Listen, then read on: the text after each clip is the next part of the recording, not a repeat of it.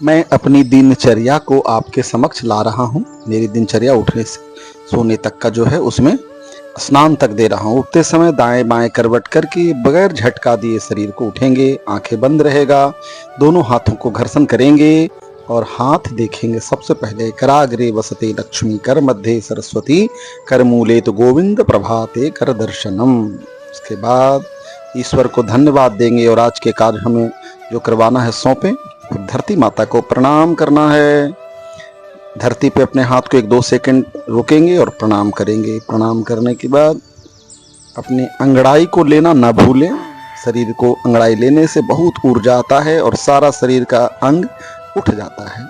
इसके बाद आराम से अपने दोनों पैर को धरती पे लाएंगे।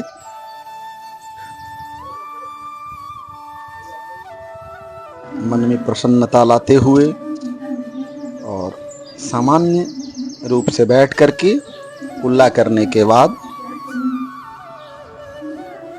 अपने फेस को ठीक करें और उसह पान यानी स्वच्छ जल को पिए। ये करना है क्योंकि जल ही जीवन है।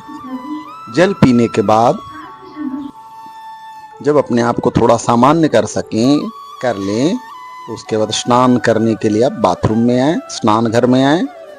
स्नान करने का यही तरीका है कि सबसे पहले शरीर को स्नान से पहले 2 मिनट ये आभास हो जाए कि मेरे ऊपर में जल आने वाला है, शरीर संतुलित हो, तो आप पहले जल को लेकर के जल को हिमंत्रित करें। नंदिनी नलिनी सीता मालती च महापगा विष्णुपादाब्ज शंभूता गंगा त्रिपथगामिनी भागीरथी भोगवती जाह्नवी त्रिदशेश्वरी द्वादशैतानि नामानि यत्र यत्र जलाशय स्नानोदित स्मरे नित्यम तत्र तत्र वशाम्यहम्। और अपने नाभि प्रदेश पे गिराएं। नाभि से लेके नीचे के भाग तक आपका वो जल जाने से पूरा शरीर स्नान करने के लिए तैयार हो जाता है। ये भाव करना है। इसके बाद सबसे पहले आपको आचमन करना है।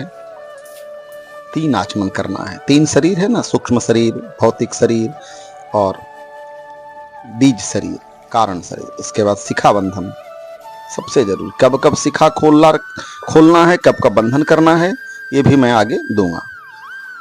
चिद्रूपिणी महामाया दिव्य तेज समन्विता तिष्ठ देवी शिखा मध्य तेजो वृद्धि कुरुष्व में।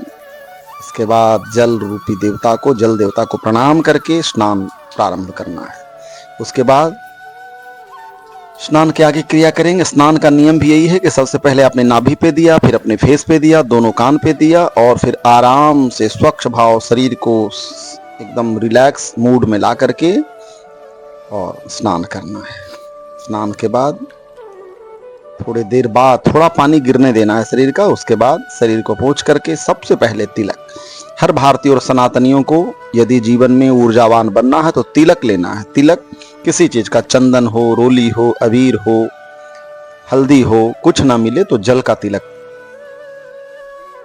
मैं ऐसे ही 2 तिलक लगाया करता हूँ। एक मैं खुद अपने आप को मानता हूँ, एक परमात्मा को मानता हूँ।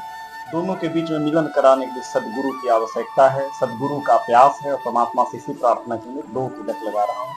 इन्हीं शब्दों के साथ संपूर्ण